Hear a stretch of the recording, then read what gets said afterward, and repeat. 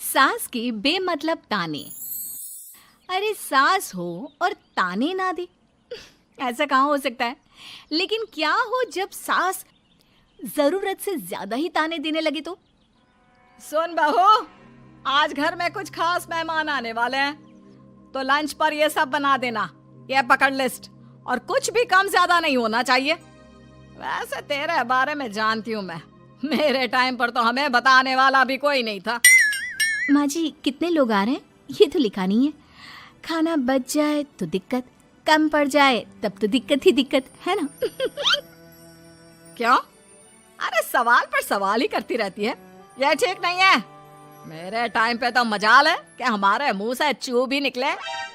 वो क्या है ना माँ जी, मैं खाना उसी हिसाब से बनाने का सोच रही हूँ। कहीं खाना कम ज्यादा बन गया तो आप तो मुझे पाताल में ही डाल देंगी ना। मेरे टाइम पे तो हम इतना बोलना क्या सोच भी नहीं सकते थे कि सास को कैसे ताने दे। अरे अरे रे माँ जी, कहाँ ताने दे रही हूँ। पर माँ जी इतना सारा खाना मैं अकेले कैसे बनाऊंगी। कोई हेल्प, कोई हेल्प। कितनी बड़ी बात बोल गई बहू। कोई हेल्प ना जी ना, वो भी सास। सास तो सिर्फ ताने देती है, ताने। हेल्प? हमारे टाइम में सास को ये शब्द बोल दो तो भूचाल आ जाता था।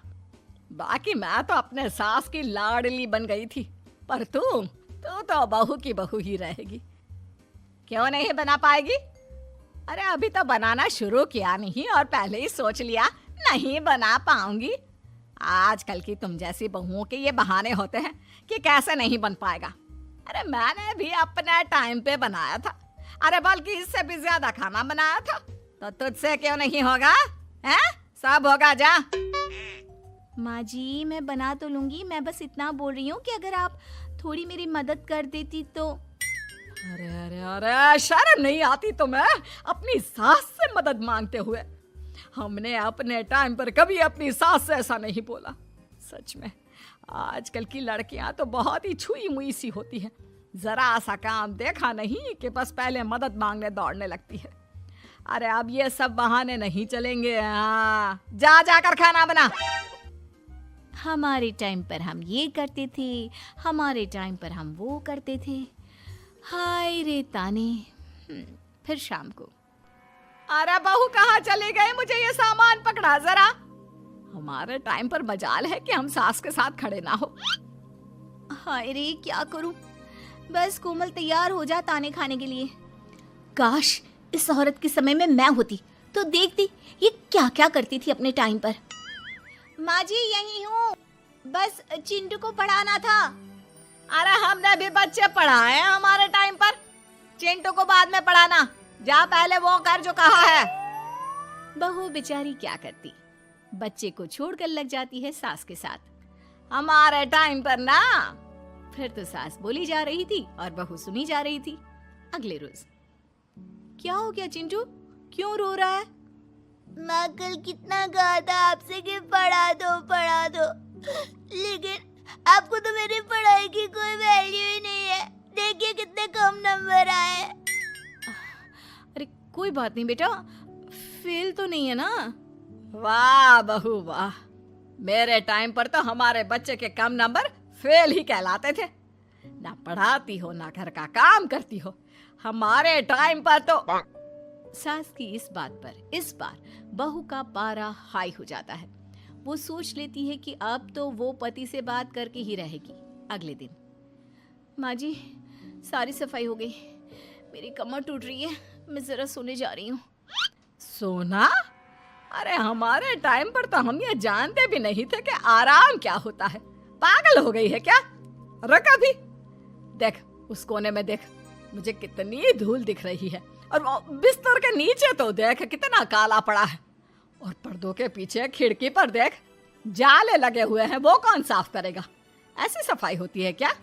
जा फिर से कर। मैं तो घर में एक दिन का गंदगी नहीं आने देती थी, लेकिन जब से तू आई है घर की हालत ही खस्ता कर दी है।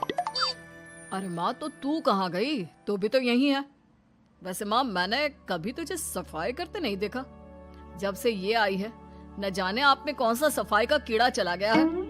हाय रे, हमारे टाइम पर तो पति कभी बीवी की तरफ से बोल दे तो समझो घर का बंटवारा, और यह घर तो मेरे ही नाम से है। तो बेटा निकल ले बीवी को लेकर। हमारे टाइम पर तो। अरे कैसी बात कर रही हो माँ, मैं तो बस मजाक कर रहा था। इतनी कम सैलरी में मैं कहाँ अलग रह सकता हूँ। माँ जी प्लीज़, मैंने अभी पूरा घर साफ किया है और इन जालों को झाड़ूंगी तो फिर से पूरी गंदगी हो जाएगी। फिर से सारे घर के झाड़ू। ना माँ जी ना। हमारे टाइम पर तो मैं दिन में 10 बार झाड़ू लगाती थी, हमने नहीं किया है क्या? मायके से कोई तो संस्कार लेकर आई होगी ना तू बहू, क्या कुछ भी नहीं। तभी पति आ जाता है। बहू पति की तरफ देखती है कि शायद वो उसे उसकी माँ के प्रकोप से बचा सके, लेकिन नहीं, उल्टा उस दिन की माँ की डांट की बात से तो पति के तेवर ही बदल जाते हैं। देखो माँ जो करती है करती रहो, माँ बड़ी है, जो कहती है सही तो कहती है। बस पति का ये कहना और बहू का पारा 7वें आसमान में। एक इनके भरोसे मैं सब सह रही थी, लेकिन आज तो इन्होंने मेरा ही साथ छोड़ दिया माँ के लिए। अब तो इन लोगों को सबक सिखाना ही होगा। फिर एक दिन, बहू ये कौन है और तुम्हारे साथ क्या कर रहा है? और ये हाथ, अरे हाथ छोड़ मेरी बहू का। कौन हो तुम? माँ जी वो कोई नहीं माँ जी, माफ कर दीजिए। बहू घबराने का नाटक करती है। अरे क्यों डर रही हो तुम? मैं हूं ना तुम्हारे साथ। आंटी जी, मैं इसका बॉयफ्रेंड हूँ और मैं इससे मिलना आया हूँ। कोई समस्या? बोलिए। बोलेंगी क्या? यही कि इनके टाइम पर तो इन्होंने न जाने कितने ही बॉयफ्रेंड बना बना कर छोड़ दिए हैं। क्यों माँ जी, यही कहने जा रही थी ना आप? अब क्या था, सास की बोलती बन। कैसे कहे कि उनके टाइम पर। बहू ये सब ठीक नहीं है। मेरे टाइम पर। हाँ हाँ आंटी जी, क्या आपके टाइम पर क्या? जरा हमें भी बताइए ना। अरे हमारे टाइम पर बॉयफ्रेंड कुछ नहीं होता था। सास की आंखों की शर्म होती थी। अरे पति के अलावा किसी और से बात भी नहीं करते थे हम लोग। ये क्या चल रहा है बहू? चल क्या रहा है आंटी? ये तो परेशान है आपके घर में आकर। आप हर बात पर इसे सुनाती रहती है, ताने माने। अब इससे बर्दाश्त नहीं होते तो मैंने सोचा क्यों ना मैं इसे अपने ही घर ले जाऊं, कम से कम आराम से तो रहेगी। वाह रे, हमारे वक्त में तो ऐसा नहीं होता था कि सास के ताने बर्दाश्त नहीं तो किसी और के साथ चली जाओ। अब नहीं होता तो नहीं होता माँ जी। मैं भी तो कल को अपनी बहू को कुछ अपने वक्त की सुनाऊंगी ना कि सास के ताने समझ में नहीं आ रहे थे अपने वक्त में, तो मैं अपने बॉयफ्रेंड के साथ चली गई। वाह, फिर तुम्हारी बहू को समझ में आएगा कि तुम कितनी मॉडर्न थी अपने वक्त में। अरे चुप, बिल्कुल चुप। क्या बकवास कर रहे हो तुम दोनों? तो क्या करे, पति को तो अपने घर की लालच दे रखी है, वो तो मेरे लिए बोलते नहीं, तो किसी के पास तो मैं रहूं ना शांति से। तभी पति आ जाता है। नहीं, दूसरा घर तो मैं ले सकता हूँ, लेकिन दूसरी बीवी नहीं। माँ वो कितने ताने सहेगी? मुझे मेरी गलती का एहसास हो गया है। चलो हम कहीं और रहेंगे। अरे नहीं, हमारे जमाने में। फिर माँ जी? मतलब मैं कैसे रहूंगी तुम लोगों के बिना? बहू मुझे माफ कर दे। ओके, कर दिया माफ। अच्छा ये तो बताओ कि ये लड़का कौन है? मैं इसकी मौसी का बेटा हूँ, मिलने आया था। अच्छा दीदी, बाय। समधी की शादी। इस कहानी की हीरोइन गंगा है, जो अपनी समधन की मौत के बाद अपने समधी के अकेलेपन को समझते हुए समधी की दूसरी शादी करवाती है। लेकिन उसकी बहू इस बात से बिल्कुल खुश नहीं होती। मुझे लगता है आपको शादी कर ही लेनी चाहिए। आपकी इस उम्र में ख्याल रखने वाला भी तो कोई होना चाहिए ना। वैसे भी आपकी इकलौती बेटी थी, वो भी हम ले गए। अरे इस उम्र में शादी, लोग क्या सोचेंगे और कैसे कैसे बातें बनाएंगे कि जिस उम्र में इसे अपने पोते पोते को गोद में खिलाना चाहिए, उस उम्र में ये शादी कर रहा है। ऊपर से नव्या क्या सोचेगी मेरे बारे में कि माँ को गए हुए 1 साल भी नहीं हुआ और पापा ने दूसरी शादी कर ली। मुझे नहीं लगता इस शादी से नव्या को कोई परेशानी होगी। उल्टा उसे खुशी मिलेगी कि उसकी गैर मौजूदगी में उसके पिता का कोई ख्याल रखने वाला है। क्यों नव्या, सच कहा ना? हाँ मम्मी जी, आप सही बोल रही हैं। ये बोलकर वो अंदर चली जाती है। लीजिए, अब तो आपकी बेटी ने भी हाँ बोल दिया। रही लोगों की बात, तो लोग तो कभी किसी की खुशी देखकर खुश हो ही नहीं सकते। अगर आप लोग खुश रहेंगे तब भी वे बातें बनाएंगे, और अगर आप दुखी भी रहेंगे तब भी बातें बनाएंगे। इसलिए अच्छा यही होगा समधी जी कि आप उनके बारे में सोचना छोड़ ही दीजिए। समधी को सास की बात सही लगती है। वो भी सोच लेते हैं कि बच्ची जिंदगी के लिए कोई हमसफर बना ही लेंगे। आप ठीक बोल रही हैं। जब मेरी प्यारी बिटिया नव्या और उसके ससुराल वालों को मेरी इस उम्र में दूसरी शादी से कोई दिक्कत नहीं, तो परेशानी कुछ है ही नहीं। ऐसे ही सास समधी की दूसरी शादी करवाती है और फिर समधी के घर आ जाती है बहू की नई माँ। कुछ दिनों के बाद बहू अपने मायके अपने पापा और नई माँ से मिलने आती है। मेरा बच्चा कितने दिनों बाद मुझसे मिलने आई है। इधर बैठ, मैं तेरे लिए कुछ अच्छा सा बना कर लाता हूँ। तेरे फेवरेट पास्ता खाएगी ना? पापा आप क्यों? वो कहाँ है? उनसे बोल दीजिए आप मेरे ही पास बैठकर बातें कीजिए ना। उन्हें क्यों लेकर आए? कोई चैरिटी थोड़ी ना कर रहे हैं। इस उम्र में घर मिल गया, और क्या चाहिए? तभी नई माँ घर में आती है। बेटी की बात सुन रही होती है और सुनकर बहुत दुखी हो जाती है। वो अच्छा, तुम्हारी नई माँ वो जरा किसी काम से बाहर गई हुई है, आती होगी। मैं तब तक तेरे लिए कुछ अच्छा सा बना कर लाता हूँ। ठीक है पापा। लगता है नई माँ के पैर बाहर ही रहते हैं, और आपको ही बनाकर खिलाना था तो क्या करे, छोड़िए। ये बोलकर वो घर में घूमने लगती है और चीजों को देखती है।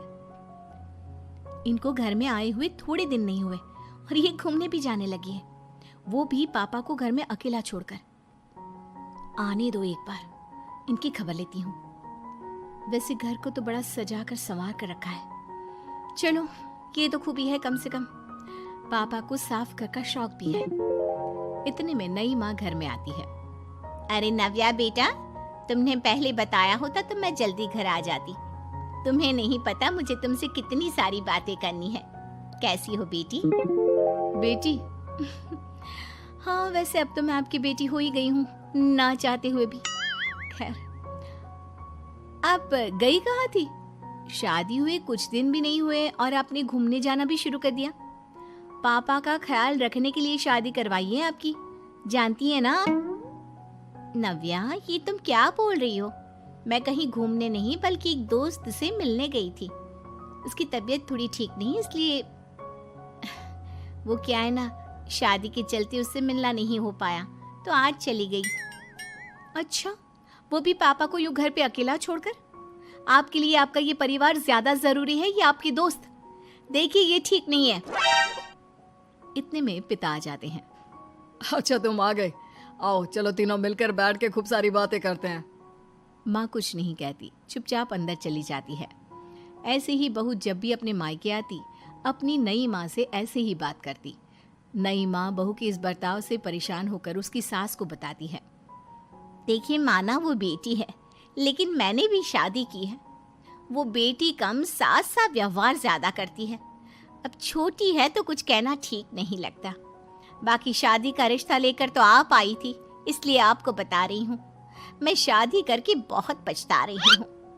अरे परेशान ना हो, मैं बहू से बात करती हूँ।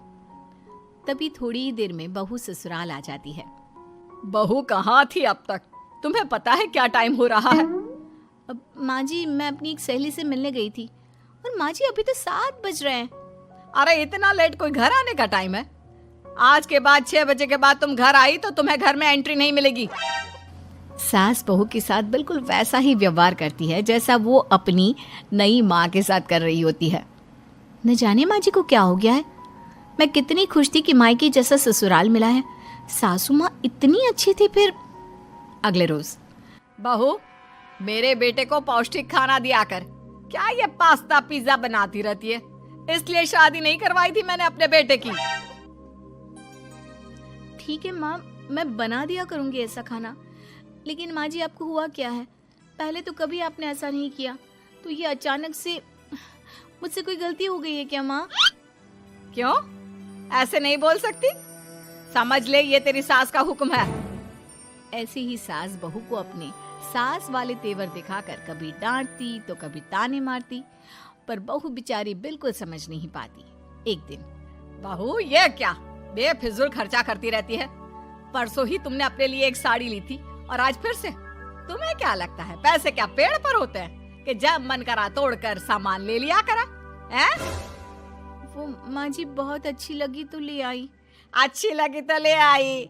यहाँ मेरा बेटा अपना खून पसीना एक करके पैसा कमा रहा है और तुम उसी पैसे को बर्बाद करने में कोई कसर नहीं छोड़ती।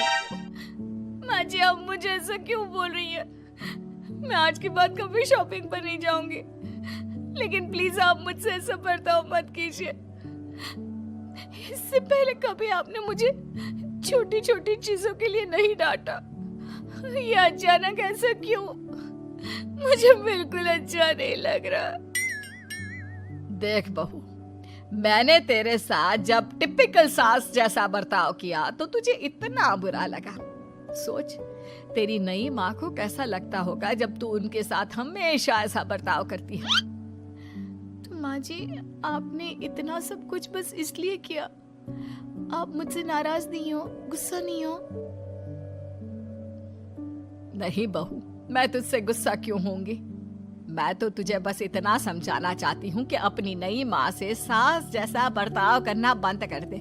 उनको बिल्कुल अच्छा नहीं लगता। वो तेरे पास आना चाहती है, तुझे समझना चाहती है, वो सच में तेरी माँ बनना चाहती है। तो उनके साथ सास जैसा बर्ताव बंद कर और एक अच्छी बेटी बन। अब बहू को सास की बात समझ में आती है और वो बहू जैसा बर्ताव करती है।